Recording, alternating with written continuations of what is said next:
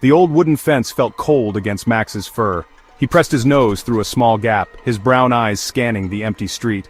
The familiar sounds were gone. No cheerful calls of "Max boy," no playful shouts from young Leo and Sophia. Only the rustle of leaves skittering across the pavement, a mournful sound in the heavy silence. He didn't understand.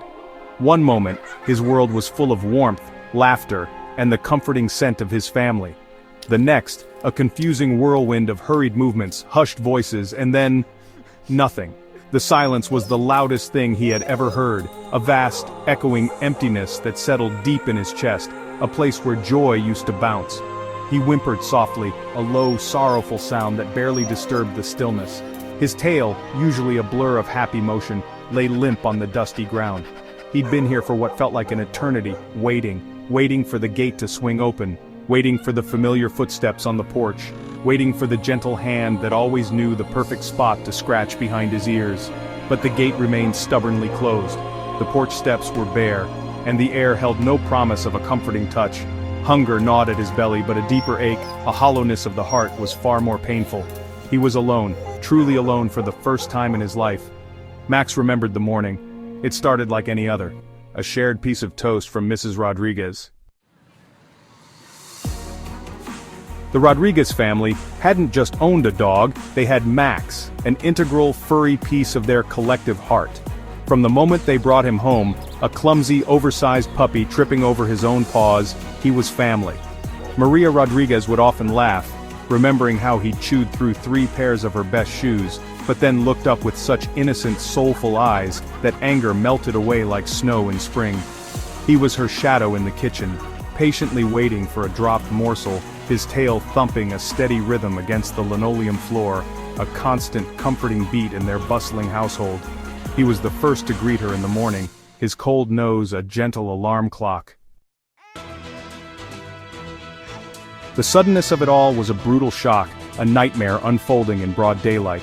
One moment, Maria was humming as she packed lunches, the scent of coffee filling the air. The next, a sharp, authoritative knock shattered the morning calm.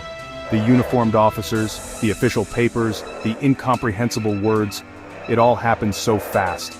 There was no time to prepare, no time to explain, no time to make arrangements for the furry family member who watched with wide, confused eyes.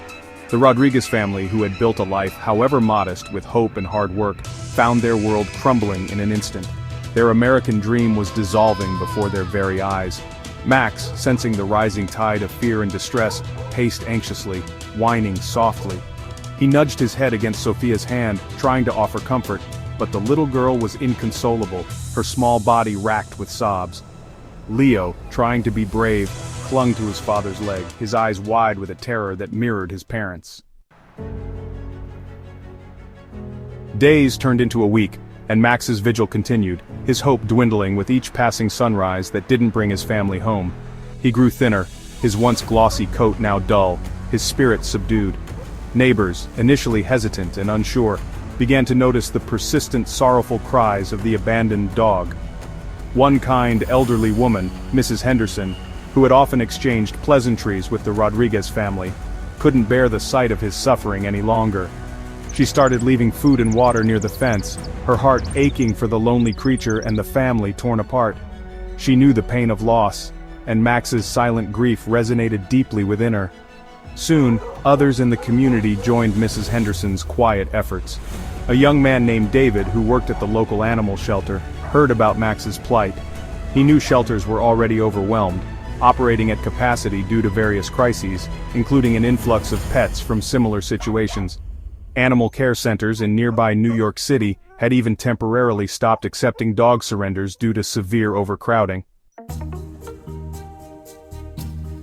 The digital ripples of Max's story traveled faster and farther than anyone could have initially hoped. Through a determined network of online sleuths, compassionate strangers, and the sheer luck of a shared post landing on the right screen at the right time, contact was eventually made with a relative of the Rodriguez family.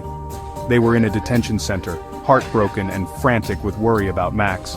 Their joy at knowing he was safe quickly overshadowed by the pain of their separation. The news that their community hadn't forgotten them or their beloved dog was a small beacon of light in their darkest hour. The challenge now was immense, bridging the distance, navigating bureaucratic hurdles, and reuniting a family torn apart. The community, galvanized by Max's plight and the Rodriguez family's story, rallied with renewed vigor.